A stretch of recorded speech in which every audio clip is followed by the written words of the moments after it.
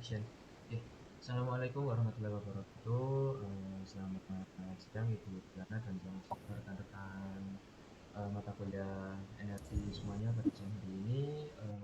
Di sini kita akan mempresentasikan proyek akhir kami yang berjudul Analisis Sentimen Berita Finansial menggunakan Finbird dengan beranggotakan saya sendiri Putra Roy, lalu ada Muhammad Rizky Dua Pramudia, dan yang terakhir ada Eka Sulaiman. Oke, baik. Di sini akan banyak subbab-subbab atau banyak poin-poin yang kita akan jelaskan yang terpampang di outline ini, mulai dari latar belakang hingga kesimpulan, saran, dan future goal. Oke, adapun latar belakangi kenapa kita menulis atau mengembangkan topik terkait Finbird ini sendiri melalui sentimen analisis ini. Yang pertama, ada eksplosif data finansial digital di mana jumlah berita keuangan yang tersedia secara daring ini meningkat pesat, sehingga informasinya ini bisa dibilang overload. Dan yang kedua, ada dualitas informasi, di mana berita finansial tidak hanya faktual, tetapi mengandung sentimen orientation berupa positif, negatif, dan netral, yang mempengaruhi psikologi investor dan dinamika dari pasar itu sendiri. Yang ketiga, ada keterbatasan manual, di mana subjektivitas manusia, inkonsistensi antar analisis, dan tidak efisien untuk big data. Dan yang terakhir, adapun terjadinya peluang pada NLP sendiri, ini di mana kebutuhan sistem otomatis yang berbasis deep learning mampu menangkap konteks dan semantik nuance dalam bahasa keuangan. Adapun rumusan masalah dari kelompok kami yang kita usulkan atau yang kita temukan ini terbagi menjadi 3 poin. Dan di mana poin pertama yaitu klasifikasi 3 kelas, bagaimana membangun model analisis sentimen berbasis Finbird untuk mengklasifikasikan berita finansial berbahasa Inggris ke dalam kategori negatif, neutral, and positif. Lalu di poin kedua yaitu performa secara sistematis, di mana bagaimana proses pengolahan dataset, pelatihan model, dan evaluasi performa ini dilakukan agar model mampu mengenali sentimen dalam konteks berita finansial. Dan terakhir yaitu implementasi model, bagaimana model hasil pelatihan dapat diimplementasikan sebagai sistem prediksi sentimen yang membantu pengguna memahami kecenderungan informasi dalam berita finansial secara lebih cepat dan terstruktur. Adapun tujuan penelitian, bagian dari jawaban rumusan masalah sebelumnya terbagi menjadi 3 juga. Yang pertama, membangun model analisis sentimen berita finansial berbahasa Inggris menggunakan Finbird untuk mengklasifikasikan teks ke dalam sentimen negatif, neutral, dan positif. Di poin kedua, melakukan tahapan pengolahan data, fine-tuning model, dan evaluasi performa menggunakan metrik klasifikasi agar model yang dibangun dapat dinilai secara terukur. Dan yang terakhir, mengimplementasikan model ke dalam bentuk API sederhana sehingga dapat digunakan untuk memprediksi sentimen teks baru dan membantu pengguna memahami kecenderungan berita finansial secara otomatis. Oke, untuk slide berikutnya akan dilanjutkan oleh rekan saya. Baik, saya akan melanjutkan terkait slide berikutnya terkait dataset maupun karakteristik dari dataset yang kami gunakan, di mana dataset yang kami gunakan di sini bersumber dari data sekunder, yaitu dari Kaggle sendiri, yang dimana datasetnya terkait sentimen analisis untuk berita finansial. Ada beberapa karakteristik dari dataset yang kami gunakan. Yang pertama terkait atribut yang digunakan, di mana pada dataset tersebut memuat beberapa kalimat terkait teks berita ataupun berita terkait finansial itu sendiri, dan juga label positif, negatif maupun netralnya. Kemudian di sini ya tadi terdapat label netral, positif maupun negatif. Kemudian dari dataset itu sendiri kami melakukan cleaning data terkait bagaimana berita-berita di finansial itu diproses dengan melakukan pembersihan akan spasinya, kemudian membuat semua datasetnya itu menjadi huruf kecil ataupun dengan lower casing, kemudian menghapus duplikat ataupun label yang tidak invalid, kemudian setelah itu melakukan encoding numerik. Kemudian setelah itu kami melakukan split data, di mana 80%-nya untuk data training, 10%-nya untuk data validasi, dan juga 10%-nya untuk data testing. Kemudian terkait metodologi. Nah, pada tahap metodologi ini sendiri, implementasinya kami melakukan tahapan demi tahapan, bisa dilihat dari workflow dari diagramnya. Di sini dari dataset tersebut kami melakukan prapemprosesan dasar, di mana kami melakukan tadi seperti cleaning data, duplikat deduplikasi, dan kemudian encoding numerik. Kemudian setelah itu kami melakukan split, di mana splitnya seperti saya jelaskan sebelumnya. Setelah itu kami melakukan tokenisasi teks. Kemudian setelah itu mengeload data dari metode Finbird ataupun Financial Bird yang kami gunakan di sini. Kemudian kami melakukan fine tuning model. Setelah itu kami mengevaluasi dari beberapa metrik seperti F1 score, kemudian ada akurasi juga, kemudian ada presisi dan juga sensitivitas. Kemudian setelah itu model yang sudah dituning ataupun yang sudah dituning itu disimpan dan juga dilakukan tokenizer. Setelah itu diintegrasikan dengan front end-nya, kemudian dilakukan simulasi apakah prediksinya sesuai dengan label yang ditentukan gitu. Kemudian di sini pada arsitekturnya kami menggunakan metode Finbird, di mana basicnya itu dari Bird, di mana Bird ini tidak memahami jargon finansial, revenue, earning, operating income maupun guidance. Tapi setelah dikombinasi dengan Financial Bird dengan melalui continual pre-training pada korpus keuangan ataupun pada dataset finansial tersebut, sehingga domain knowledge-nya akan jauh lebih baik. Nah, pada implementasinya kami mengimplementasikan beberapa parameter, di mana parameter yang kami gunakan di sini menggunakan learning 2 kali 10/5, kemudian ada batch size 16. Nah, epoch-nya hanya 3, kemudian week decay-nya ada 0,01, kemudian max length-nya ada 128, dan juga metrik terbaik untuk mengukur modelnya untuk melakukan simulasi selanjutnya itu dengan menggunakan F1 score. Kemudian setelah itu kami mengimplementasikan seperti yang saya katakan tadi, setelah data ataupun model yang sudah disimulasi itu sudah dirasa cukup, kemudian kami implementasikan dengan arsitektur API-nya. Di sini nanti akan dijelaskan oleh teman saya, padanya dipersilakan.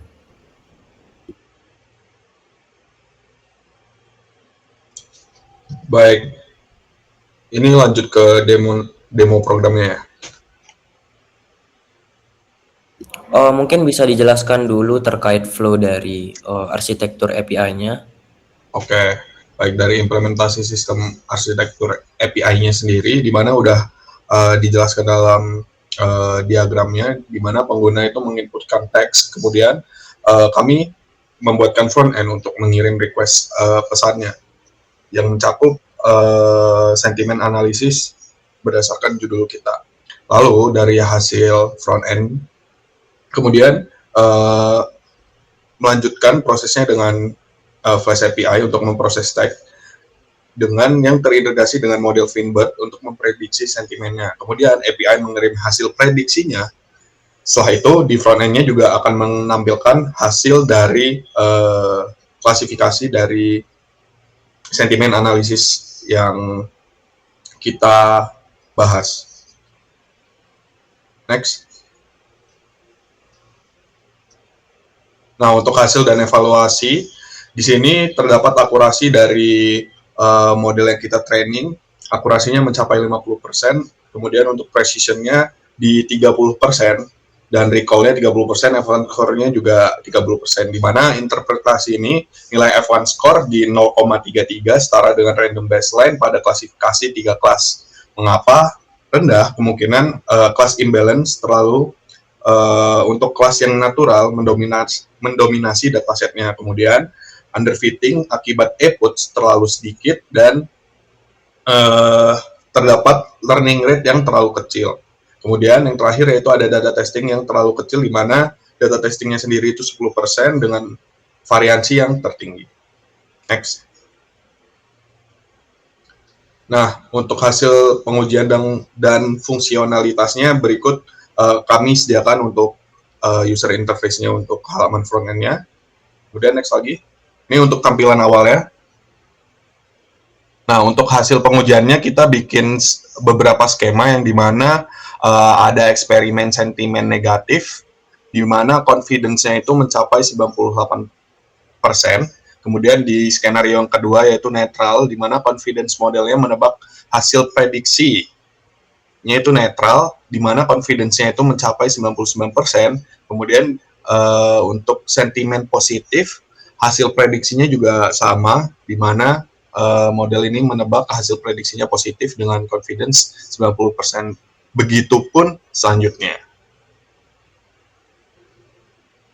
Nah, berdasarkan hasil pengujian fungsional, di sini pada kasus uji pertama, di mana kasus negatif, P positif itu mencapai di 1,0%, kemudian netral itu di 0,4%, negatif di 98%, di mana prediksi akhir model itu memprediksi nilainya negatif. Kemudian di kasus uji yang kedua, yaitu netral.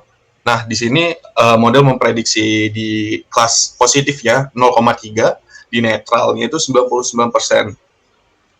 Kemudian di kelas negatifnya itu 0,5%, di mana prediksi hasil modelnya itu otomatis netral.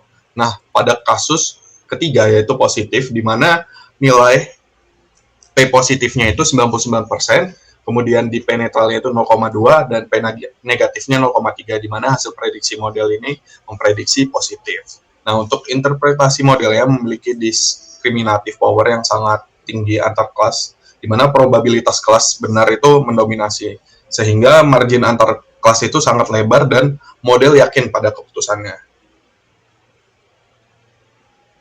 Untuk kesimpulannya, di mana Feinberg berhasil di fine tuning untuk klasifikasi 3 kelas di sentimen finansial dan menunjukkan kemampuan menangkap domain spesifik terminologi.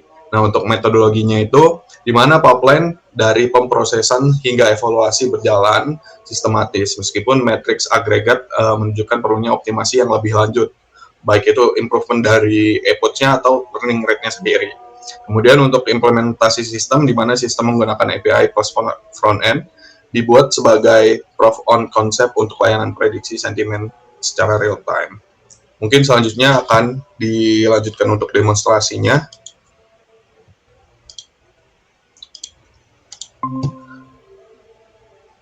Apakah sudah terlihat? Sudah. Oke, dari sini kita bikin 3 skenario di mana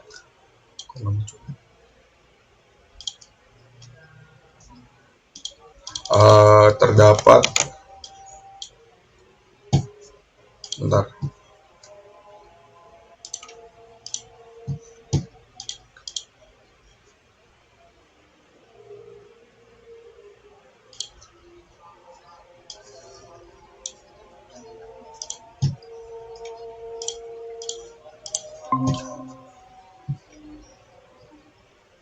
Apakah udah muncul, teman-teman?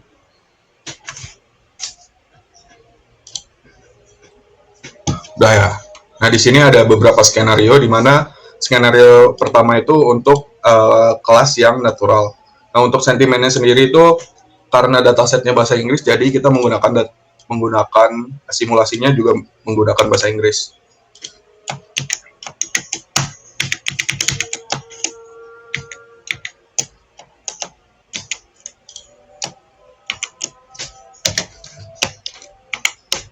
Nah, untuk kelasnya sendiri itu natural kan. Dari hasil modelnya kita coba simulasikan, yaitu netral, di mana confidence modelnya itu mencapai 98%. Nah, untuk distribusi probabilitasnya pada kelas positif itu 1,1% dan kelas negatif itu 0,2, nggak sampai di 1%.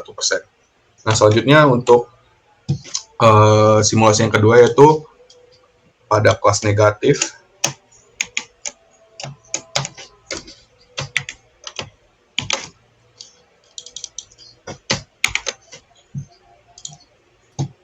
Nah, di sini menunjukkan model ini menebak hasil analisanya yaitu negatif di confidence 98. Untuk distribusi probabilitasnya positif di 1%, netral di 0,4%. Nah, untuk simulasi yang terakhir yaitu untuk klasifikasi positif.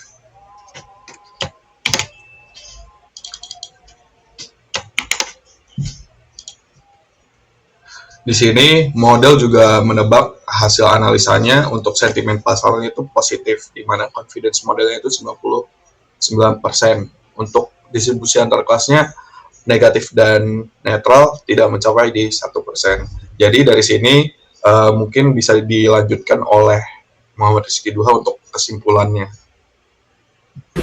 Ya, mungkin setelah dilakukan demo ya terkait beberapa sentimen yang bisa dikatakan bahwa sentimen awal ini, sentimen yang sudah dilakukan simulasi ini, itu hanya bersifat sebagai penanda untuk sebuah investor ataupun trader ketika melakukan sebuah trading pada sebuah saham, di mana sebenarnya analisis ini ditujukan hanya untuk memberikan indikasi awal kepada investor maupun trader untuk melakukan langkah apa selanjutnya yang dapat dilakukan, di mana sentimen analisis ini diperuntukkan kepada investor dan trader hanya sebagai informasi awal, bukan sebagai informasi mutlak yang nantinya dapat digunakan untuk semisal ketika di posisi sentimen dalam sebuah saham dikatakan positif, kemudian pertanyaannya apakah trader ataupun investor akan membeli? Belum tentu. Sehingga analisis sentimen yang kami lakukan dan kami simulasikan ini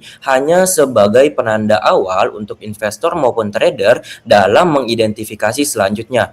Karena sentimen analisis ini hanya bersifat sebagai berita sementara, di mana banyak yang dapat dilakukan seperti analisis teknikal, kemudian analisis fundamental terkait ketika melakukan sebuah saham. Jadi peruntukan dari simulasi ini hanya seperti itu. Mungkin sekian dari simulasi ataupun project base yang sudah kami lakukan. Mohon maaf jika terdapat banyak sekali kekurangan. Wabillahi taufik wal hidayah. Wassalamualaikum warahmatullahi wabarakatuh.